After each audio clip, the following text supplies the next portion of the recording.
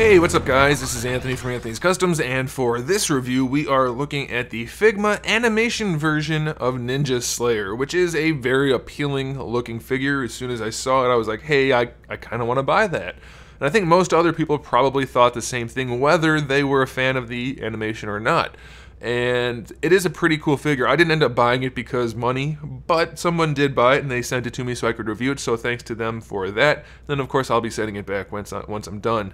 I don't get to keep it sadly, because it is a pretty cool figure, but it's got a lot of good stuff going for it, so let's go ahead and get it off the stand and take a closer look.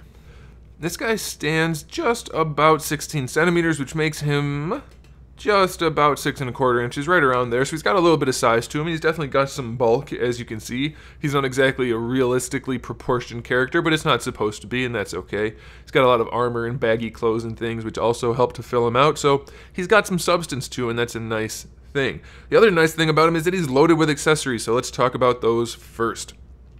We have two interchangeable faceplates, one with the white features and then one with the red features. And then we have an interchangeable head, which is the unmasked head, and it comes with a neck to go with it, so that's actually a really nice feature. It looks great on the figure. We have an interchangeable cape, it's not a cape, scarf thing, which the standard one is just the regular sized one, and then we have the one that's articulated out the wazoo and is super heavy and really unrealistic. It can be posed as long as you have the figure on a display stand, but otherwise it's just going to weigh him down and be pretty awkward. But it is included, so no big deal. We have a tray of food, which is kind of nice. We have a throwing star accessory with like a whooshy effect, and then we have two throwing stars which can snap into that or into his hand, so that's pretty cool. We have a grappling hook with a bendy wire rope, which pegs into his belt pouch thingy, which is pretty nice. And then we have a whole bevy of hands. We have the two fist hands that come on him in the package, two gripping hands, two hinged hands, one throwing star hand, two open palm hands, two open palm hands that are connected, and then two wide open palm hands. And then lastly we have the Figma display stand. So he's just got a ton of stuff to go with him. So hopefully the figure is good enough to warrant the purchase, because then you get to play with all these cool accessories. So let's talk about the figure. Paint job. There's really not much paint job, to be completely honest. It's mostly molded red, and then we just have a little bit of the darker red painted here and there. And then of course we have the painted gold. And the gold is super metallic. It's very, very clean, very nice looking. It's not pearly at all, it's just like kind of like a matte metallic, and it looks really, really nice up against the flat red, so that's cool. The painted details on the faces are good, so paint work is good enough, though very minimal. Sculpt work is nice, it's definitely stylized enough to work, but not too much to the point where you can't pose it. For the most part, and we'll get to that when we get to the articulation. So let's get to the articulation. The head is on a ball hinge. And here's the problem with the head. It's not a big problem, but if you look at the way the cloth comes down here, it sticks forward quite a bit. So when you try to pose it, it can either stick out and look weird or just lift the scarf piece up because it's just a floating piece. But that's obviously just something you can deal with and not worry about it once he's posed. But you get good range out of the head. You really shouldn't have too much trouble out of that. Same type of joint back here for the most part. It's just a standard Figma hinge like you would see in an elbow or something, so you can move this around. No problem at all. It's not super heavy, so that's okay. For the shoulders, it's a standard Figma joint. So we have the ball peg that connects to the torso, which moves the whole thing around. Then we have the ball hinge, which lets the arm move.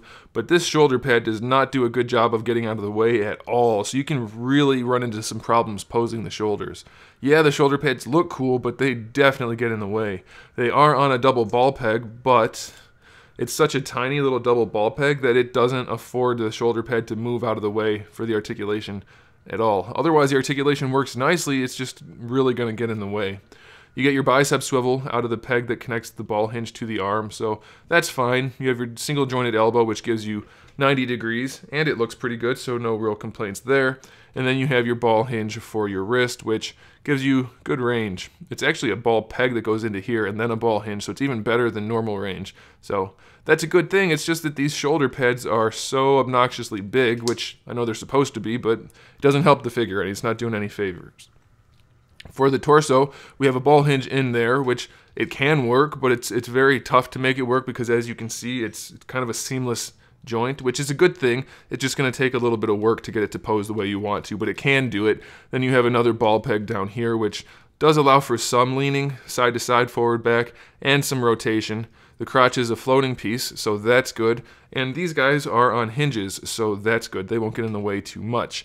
The hips are standard Figma hips, it's just a ball peg, but you can bring the leg really far forward. Unfortunately, it does throw it off at a bit of an angle, but it does let you have the motion at least, so that's all right. You can bring the legs out to the side, not so far. They tend to bump into the internals a little bit, and he really runs out of posability when you try to go out to the side.